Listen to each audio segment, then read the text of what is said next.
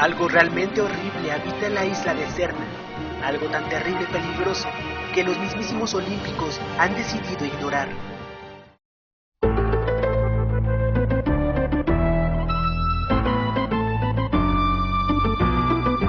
Las gorgonas.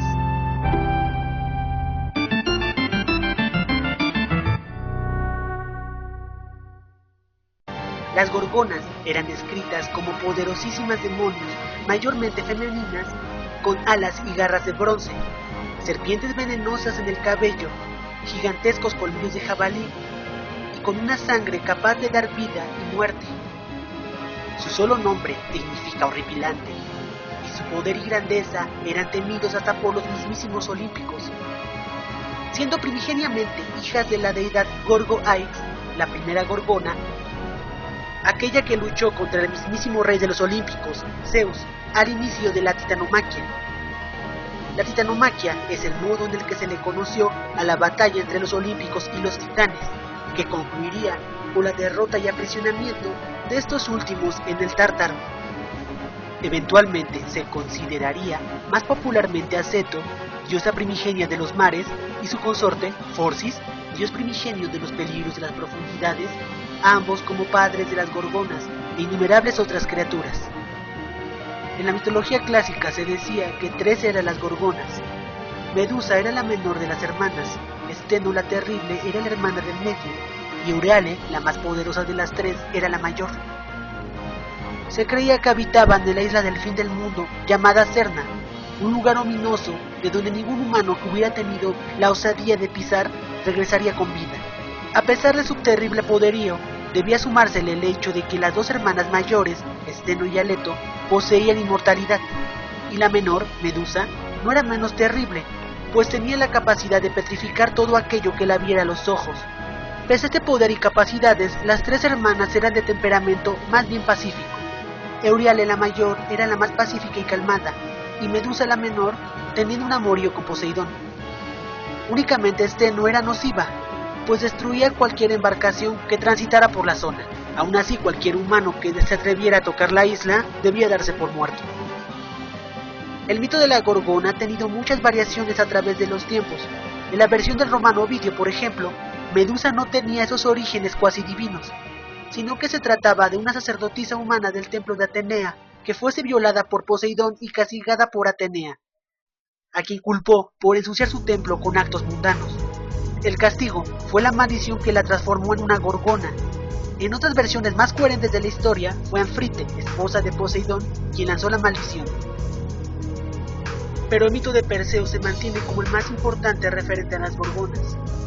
Nos narra cómo el semidios, hijo de Zeus y Danae, fue forzado por Polidectes, quien deseaba desposar a su madre, a ofrecer cortar la cabeza de Medusa como parte de un sucio plan. Para deshacerse de él, los olímpicos, al enterarse de eso, brindaron ayuda a Perseo, armándolo con el escudo espejado de Atenea, las sandalias de Hermes, una espada forjada por el mismísimo Hefestus, llamada Harper, y si todo salía mal, le dieron un plan de escape, en forma del casco de Hades, un casco capaz de volverte invisible hasta para los propios dioses. Al ser Medusa la única mortal de las 3 gorgonas y con ayuda de su equipamiento e inteligencia, Perseo fue capaz de decapitarla. Al caer la sangre de la gorgona al suelo, le daría vida a Pegaso, el caballo alado, y a Criásor, el de la gran espada dorada.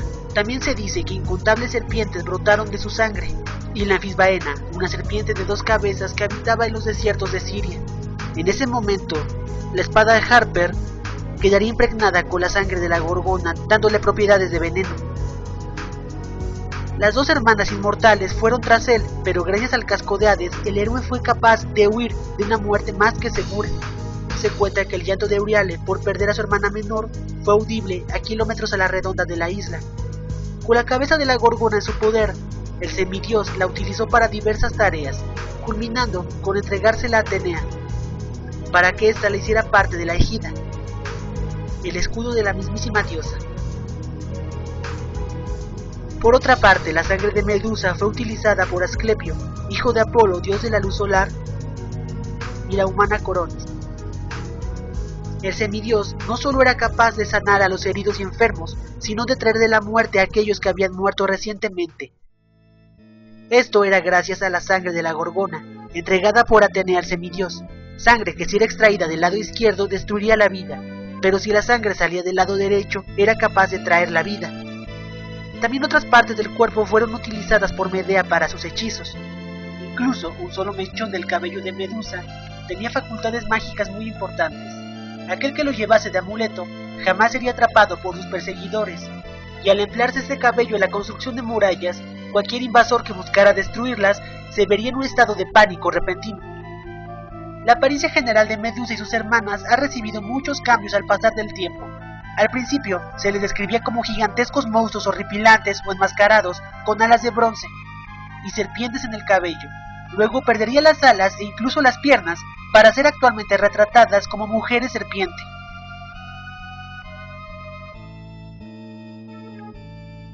La influencia de Medusa y las de su especie ha trascendido como uno de esos estandartes de la mitología griega, siendo uno de los mitos más famosos y referenciados, teniendo impresionantes adaptaciones en el mundo del TV y el cine, con algunos como Clash of Titans de 1981 y en la serie de TV Storyteller de 1988, como una majestuosa adaptación del mito, por cierto. Los gorgones también hacen aparición en los bestiarios de Dungeons & Dragons de manera bastante recurrente y en una forma bastante distinta, como imponentes toros acorazados que escupen fuego. Estos tienen más en común con los calcatauros que con las gorgonas.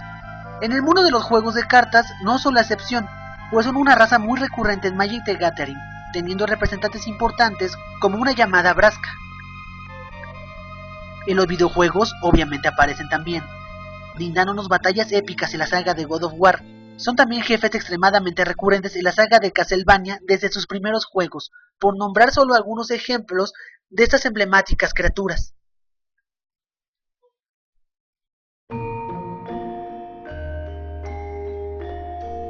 Si no encontraste la manera correcta de hacer frente a ese monstruo que te tiene fastidiado, o el modo de rendirle culto a tu deidad local, ¿por qué no rebuscas entre mis tomos antiguos?